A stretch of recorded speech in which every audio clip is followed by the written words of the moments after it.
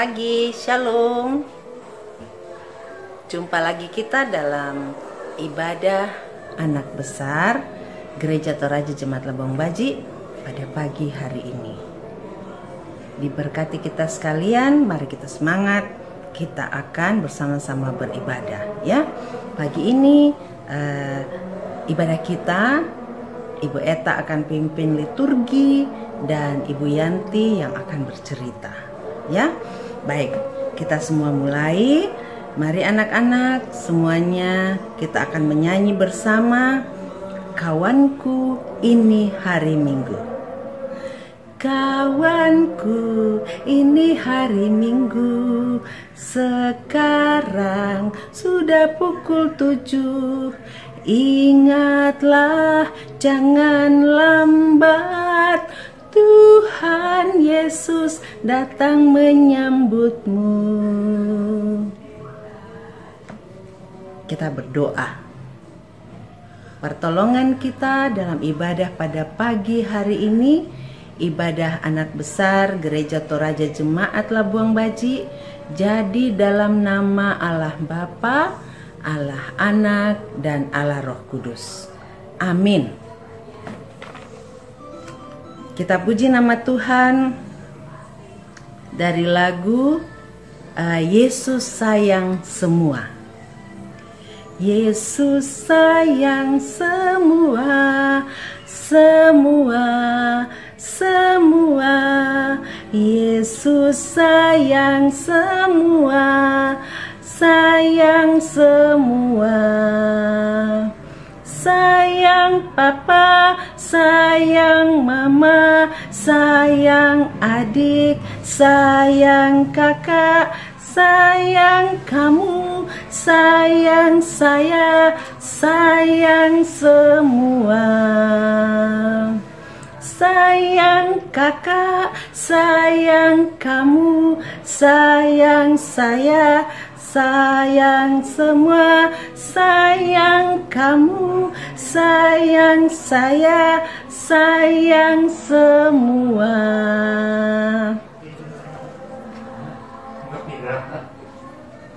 Nah, anak-anak yang kekasih, kita akan mendengarkan cerita dari Ibu Yanti. Namun sebelumnya itu kita nyanyi dulu lagi satu lagu ya.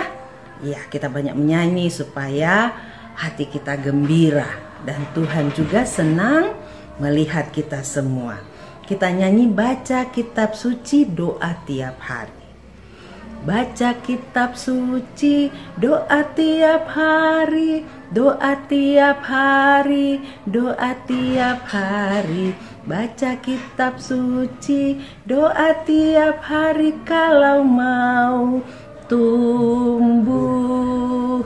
Kalau mau tumbuh, kalau mau tumbuh, glory haleluya. Baca kitab suci, doa tiap hari kalau mau tumbuh.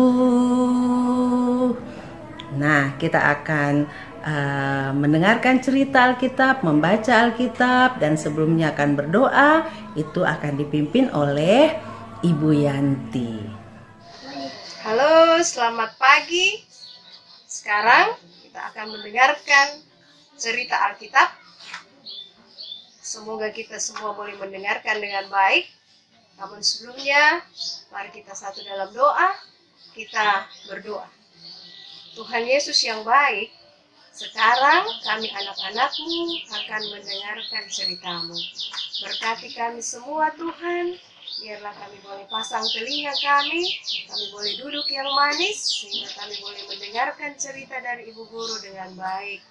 Berkati Ibu Guru yang akan bercerita, Engkau kuasai dengan kuasa Roh Kudus-Mu, sehingga Tuhan, Ia boleh bercerita dengan baik seturut dengan kehendak-Mu.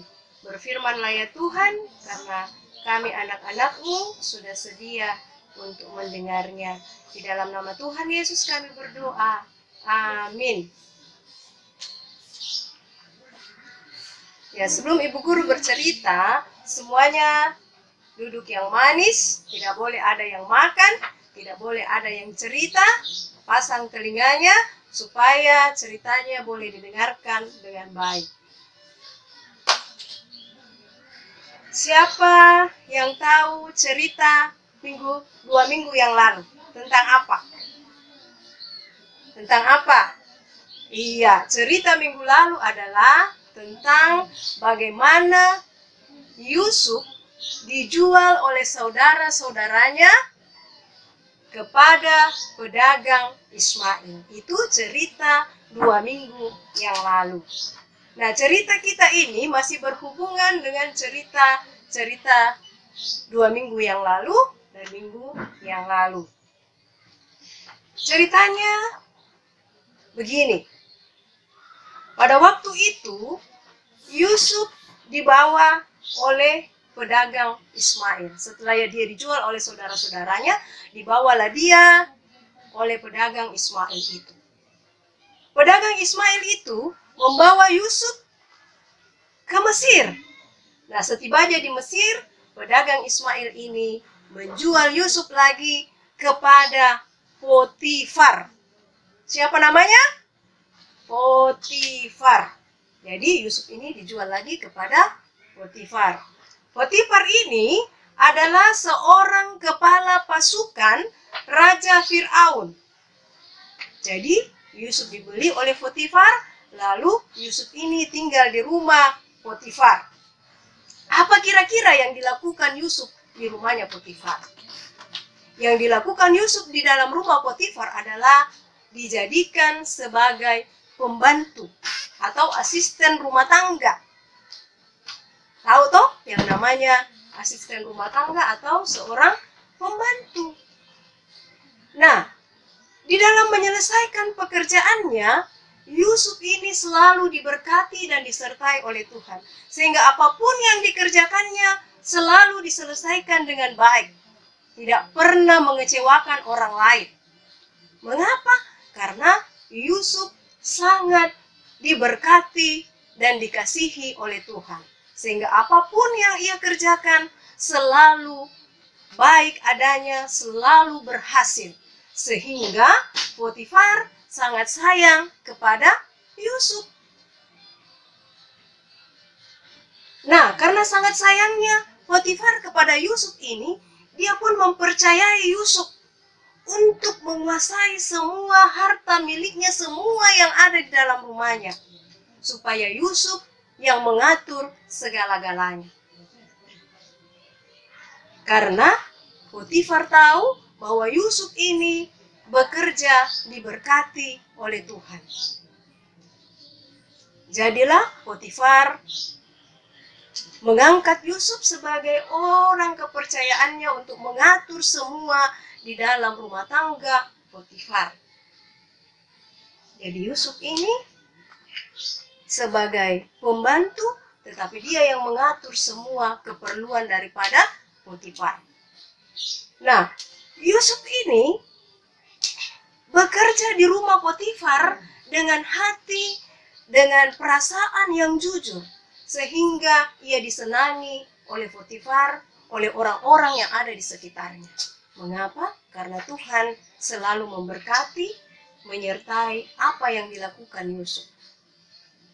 Nah, karena Yusuf ini sangat baik, sangat dipercaya oleh Potifar, dan muka Yusuf ini atau parasnya Yusuf ini sangat ganteng, sangat cakep, sehingga kalau kita melihatnya, kita menjadi tertarik.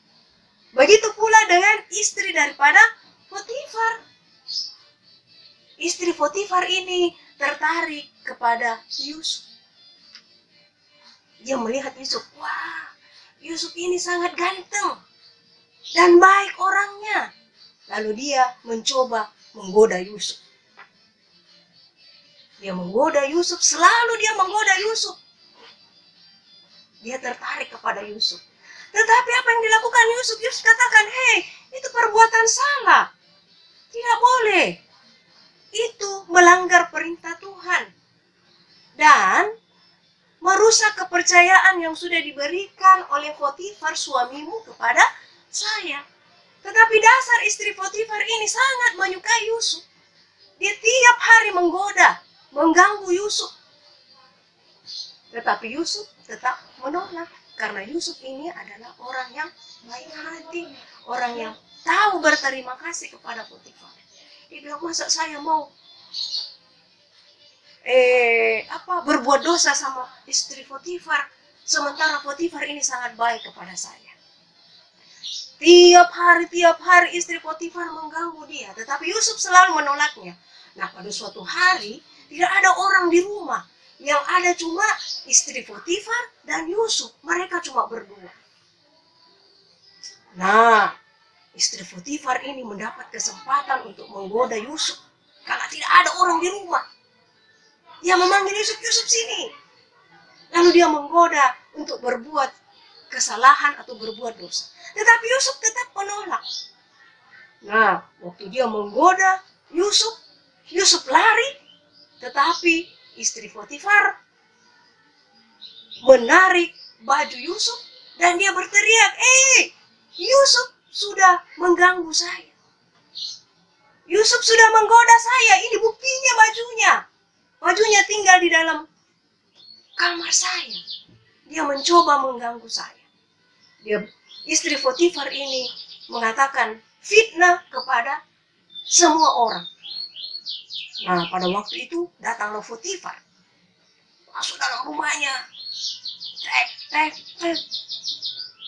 Dia bilang istri Potifar, Potifar, ini orang yang kau bawa ke rumah tidak tahu berterima kasih. Kenapa? Karena dia menggoda saya. Lihat ini bajunya. Bajunya tertinggal karena dia ingin menggoda saya. Tapi apa yang dikatakan oleh istri Potifar itu fitnah. Fitnah itu adalah perkataan yang tidak benar. Karena Yusuf tidak menggodanya, tetapi istri Potifar lah yang menggoda Yusuf. Nah, setelah diberitahukan oleh istrinya, Potifar menjadi marah. Nah, kurang ajar Yusuf ini, saya sudah percaya sama dia. Mengapa dia menggoda istri saya? Lalu apa yang dilakukan Potifar? Potifar membawa Yusuf masuk ke dalam penjara. Dan Yusuf pun masuk, ditahan di dalam penjara. Nah, di dalam penjara ini apa yang dilakukan Yusuf? Yusuf tetap taat dan setia kepada Tuhan. Apa yang selalu dilakukan selalu berhasil seperti yang dilakukan di rumah Potifar. Nah, karena Yusuf orangnya baik, apa yang dikerjakan selalu berhasil, selalu memuaskan hati orang-orang di sekitarnya, maka kepala penjara ini pun menyayangi Yusuf. Dia mempercayai Yusuf. Lalu Yusuf pun dikasih percayaan di dalam penjara itu. Jadi Yusuf ini sangat dikasihi, disayangi oleh kepala penjara. Dia juga sangat disayangi dan dikasihi oleh Tuhan. Sehingga apapun yang ia kerjakan tidak pernah membuat orang lain kecewa. Selalu membuat orang lain bahagia, senang. Karena tuntunan dan penyertaan Tuhan senantiasa ada di dalam kehidupan Yusuf. Yusuf difitnah oleh istri Potifar, tetapi dia tidak pernah mendendam. Dia dikatakan mau menggoda istri Potifar, tetapi dia tetap sabar.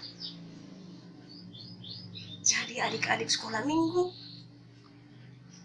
kita sebagai anak-anak Tuhan tidak boleh memfitnah orang.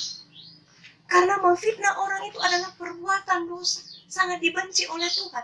Memfitnah orang itu sama dengan berbohong, mengatakan yang tidak benar di hadapan orang lain, sehingga orang lain percaya.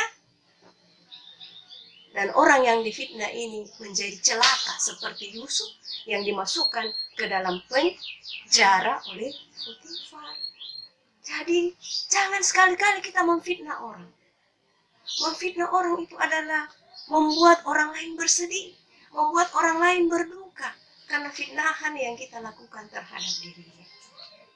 Tetapi kita juga harus seperti Yusuf yang senantiasa taat dan setia kepada Tuhan apapun yang dialami, dia tetap menyerahkan segalanya kepada Tuhan. Sehingga Yusuf dimanapun berada, dia tetap dikasihi dan disayangi oleh orang-orang yang ada di sekitarnya. Demikian cerita kita. Sampai bertemu kembali pada cerita minggu depan. Nah, cerita kita ini berjudul Tuhan menyertai Yusuf. Tuhan menyertai Yusuf. Cerita kita ini terambil dari Kejadian 39 ayat 1 sampai 23. Kejadian 39 ayat 1 sampai 23. Mari kita buka bersama-sama. Kejadian itu adalah perjanjian lama. Kejadian 39 ayat 1 sampai dengan ayatnya yang ke-23. Kita membaca, Yusuf di rumah Potifar. Adapun Yusuf telah dibawa ke Mesir, dan Potifar, seorang Mesir pegawai istana Fir'aun, kepala pengawal raja, membeli dia dari tangan orang Ismail yang telah membawa dia ke situ. Tetapi Tuhan menyertai Yusuf sehingga ia menjadi seorang yang selalu berhasil dalam pekerjaannya. Maka tinggallah ia di rumah tuannya, orang Mesir itu. Setelah dilihat oleh tuannya bahwa Yusuf disertai Tuhan dan bahwa Tuhan membuat berhasil segala sesuatu yang dikerjakannya, maka Yusuf mendapat kasih tuannya dan ia boleh melayani dia. Kepada Yusuf diberikannya kuasa atas rumahnya dan segala miliknya diserahkannya kepada kekuasaan Yusuf. Sejak ia memberikan kuasa dalam rumahnya dan atas segala miliknya kepada Yusuf, Tuhan memberkati rumah orang Mesir itu karena Yusuf, sehingga berkat Tuhan ada atas segala miliknya, baik yang di rumah maupun yang di ladang. Segala miliknya diserahkannya kepada kekuasaan Yusuf. Dengan bantuan Yusuf, ia tidak usah lagi mengatur apapun selain dari makanannya sendiri. Adapun Yusuf itu manis sikapnya dan elok parasnya. Sedang beberapa waktu istri tuannya memandang Yusuf dengan berahi, lalu katanya, marilah tidur dengan aku. Tetapi Yusuf menolak dan berkata kepada istri tuannya itu, jangan, bantuan tuanku itu tidak lagi mengatur apa yang ada dalam rumah ini, dan ia boleh menyerahkan segala miliknya pada kekuasaanku.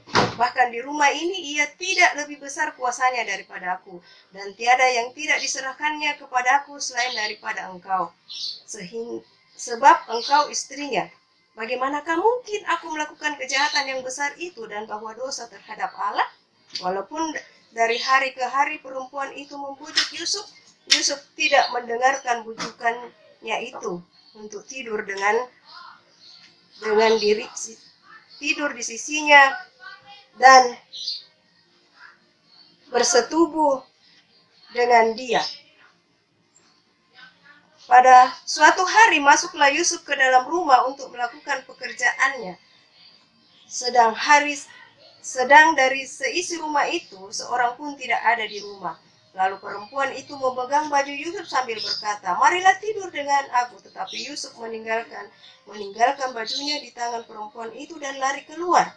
Ketika dilihat perempuan itu bahwa Yusuf meninggalkan bajunya dalam tangannya dan telah lari keluar, dipanggilnyalah seisi rumah itu, lalu katanya kepada mereka, lihat, dibawanya kemari seorang Ibrani supaya orang ini dapat mempermainkan kita. Orang ini mendekati aku untuk tidur dengan aku, tetapi aku berteriak dengan suara keras. Dan ketika didengarnya bahwa aku berteriak sekeras-kerasnya, ditinggalkannya lah bajunya padaku, lalu ia lari keluar. Juga ditaruhnya baju Yusuf itu di sisinya sampai tuan rumah pulang. Perkataan itu jugalah yang diceritakan perempuan itu kepada Potifar, katanya, hamba orang Ibrani yang kau bawa kemari itu datang kepadaku untuk mempermainkan aku. Tetapi ketika aku berteriak sekeras-kerasnya, ditinggalkannya lah bajunya padaku, lalu ia lari keluar. Baru saja didengarnya oleh tuannya perkataan yang diceritakan istrinya kepadanya, begitulah aku diperlakukan oleh hambamu itu. Maka bangkitlah amarahnya, lalu Yusuf ditangkap oleh tuannya dan dimasukkan ke dalam penjara, tempat tahanan-tahanan raja dikurung. Demikianlah Yusuf dipenjarakan di sana, tetapi Tuhan menyertai Yusuf dan melimpahkan kasih setianya kepadanya dan membuat Yusuf kesayangan bagi kepala penjara itu.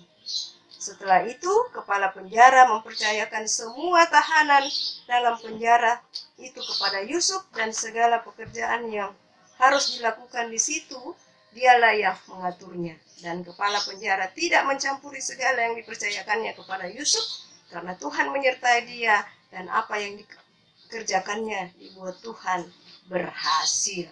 Amin. Demikian firman Tuhan, dan ada ayat hafalan untuk kita hafal bersama-sama dari 2 Timotius 2 ayat 22. 2 Timotius 2 ayat 22. Sekali lagi, ayat hafalan kita dari 2 Timotius 2 ayat 22. Nah, anak-anak, kalian sudah mendengarkan cerita, ya? Kiranya cerita firman Tuhan yang sudah kalian dengarkan itu boleh kalian mengerti. Kalau ada yang masih belum dimengerti, nanti boleh tanya papa, mama di rumah, ya. Kakak-kakaknya juga boleh. Siapa saja yang ada di rumah yang lebih besar dari kalian, boleh kalian tempati untuk bertanya. Nah, kalau belum ngerti juga, boleh ya WA sama Ibu Yanti, Ibu Eta, Ibu Lili, Ibu Selvi, dan Ibu Guru sekolah minggu yang lain. Atau mungkin kalau lebih berani lagi ke Ibu Pendeta boleh ya. Oke. Nah, sekarang semua siapkan persembahannya. Kita akan sama-sama membawa persembahan kita ya. Mengiringi persembahan kita akan menyanyi persembahan kami dengan senang hati. Persembahan kami dengan senang hati, kiranya Tuhan terimalah dengan senang hati. Persembahan kami dengan senang hati, kiranya Tuhan terimalah persembahan kami. Iya, persembahannya nanti dengan bantuan mama, papa, kakak-kakak, kalian boleh memasukkannya ke dalam amplop, tulis namanya, tulis tanggal hari minggunya, lalu nanti dikasih ke ibu guru ya, disetorkan, boleh lewat orang tua. Oke, terima kasih. Nah, sekarang kita tiba pada tugas. Nah, setiap minggu kalian diberi ayat hafalan. Kiranya itu boleh berguna buat kalian ya. Kalau kita menghafal, kita berusaha untuk mengerti maksud dari ayat itu. 2 Timotius pasal 2 ayat 22 itu ayat hafalan untuk minggu ini ya. 2 Timotius pasal 2 ayat 22, firman Tuhan berkata demikian ya. Sebab itu jauhilah nafsu orang muda, kejarlah keadilan, kesetiaan, kasih, dan damai bersama-sama dengan mereka yang berseru kepada Tuhan dengan hati yang murni.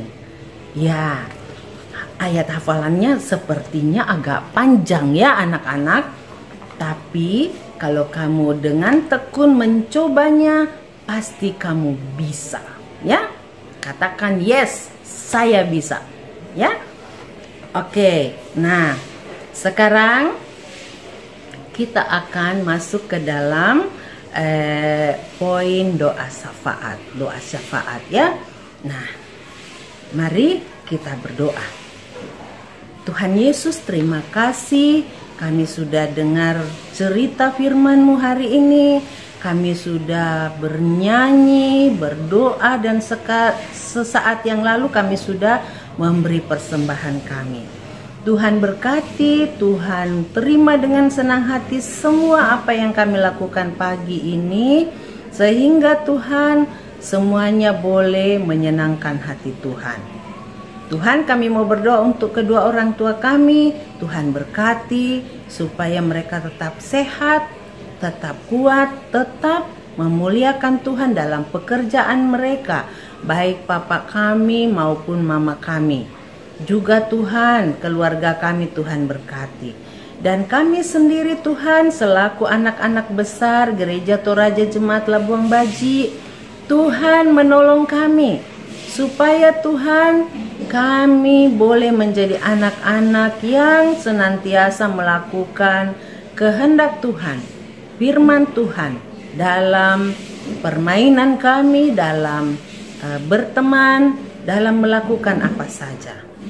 Terima kasih Tuhan, kiranya Tuhan senantiasa memberkati kami.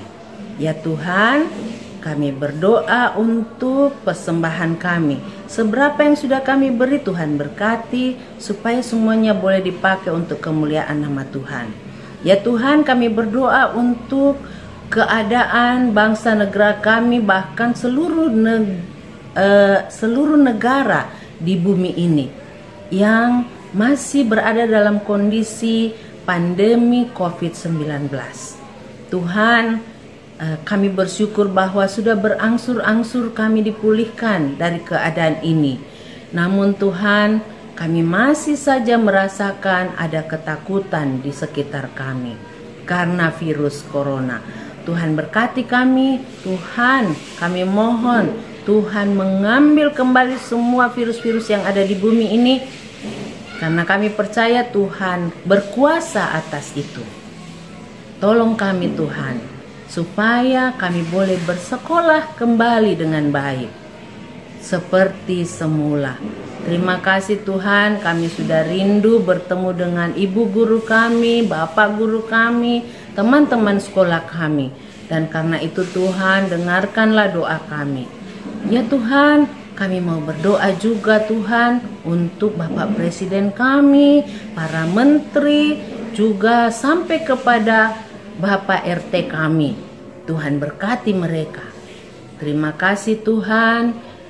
Jika ada teman-teman kami yang sakit, yang selalu lalai bersekolah minggu, Tuhan berkati mereka supaya minggu depan mereka boleh bersekolah minggu lagi. Terpuji Engkau Tuhan, inilah doa kami. Dalam pelajaran Tuhan kami mohon kecerdasan, karena saat ini kami belajar lewat jaringan internet. Begitu sulit Tuhan, kadang suaranya terputus-putus. Jadi kami tidak bisa mengerti apa yang Bapak Ibu guru kami jelaskan. Tapi Tuhan, kami percaya ada saatnya nanti kami boleh bertemu kembali dengan baik semuanya. Namun semuanya itu kami serahkan ke dalam tangan-Mu, kehendak-Mu lah yang jadi. Inilah doa kami Tuhan, syafaat kami, dan saatnya kami akan berdoa bersama seperti doa yang diajarkan oleh Tuhan Yesus. Bapa kami yang di surga, dikuduskan nama-Mu. Datanglah kerajaan-Mu, jadilah kehendak-Mu di bumi seperti di surga. Berikanlah kami pada hari ini makanan kami yang secukupnya, dan ampunilah kami akan kesalahan kami. Janganlah membawa kami ke dalam pencobaan, tetapi lepaskanlah kami daripada yang jahat. Karena Engkaulah yang empunya kuasa dan kerajaan, kuasa dan kemuliaan sampai selama-lamanya. Amin. Ya, sekarang kita nyanyi lagu Mata Tuhan Melihat, ya, sebelum kita masuk dalam doa penutup. Mata Tuhan melihat apa yang kita perbuat, buat yang baik, buat yang jahat. Oleh sebab itulah jangan berbuat jahat. Ingat, Tuhan melihat. Sekali lagi ya. Mata Tuhan melihat apa yang kita perbuat, buat yang baik, buat yang jahat. Oleh sebab itulah jangan berbuat dosa. Ingat, Tuhan melihat. Ya, kita berdoa untuk menutup ibadah kita pada pagi hari ini. Damai sejahtera Tuhan Yesus yang melampaui segala akal itu akan menyertai anak-anak besar Gereja Toraja Jemaat Labuang Baji saat ini kekal selama-lamanya. Amin. Ya. Doa penutup, kita nyanyi lagu Hanya Dekat Allah Saja, ya. Hanya dekat Allah saja aku tenang, daripadanya lah keselamatanku. Hanya Dia gunung batuku, hanya Dia kota bentengku. Aku tidak akan goyah selama-lamanya. Sekali lagi ya. Hanya dekat Allah saja aku tenang, daripadanya lah keselamatanku. Hanya Dia gunung batuku, hanya Dia kota bentengku. Aku tidak akan goyah selama-lamanya. Ya, anak-anak yang kekasih, mungkin ada beberapa lagu yang apakah itu pernah kalian dengar, apakah itu pernah kalian pelajari, tapi sudah lupa-lupa. Ya enggak apa-apa ya, nanti kalian belajar ulang lagi. Ini pasti ditahu oleh mama papa kamu di rumah ya. Karena itu kalian belajar lagi. Kalau enggak, putar saja di YouTube, cari nyanyi sekolah minggu, nyanyian sekolah minggu ya. Baru kamu belajar sendiri. Jadi supaya kamu itu banyak tahu tentang lagu-lagu sekolah minggu ya.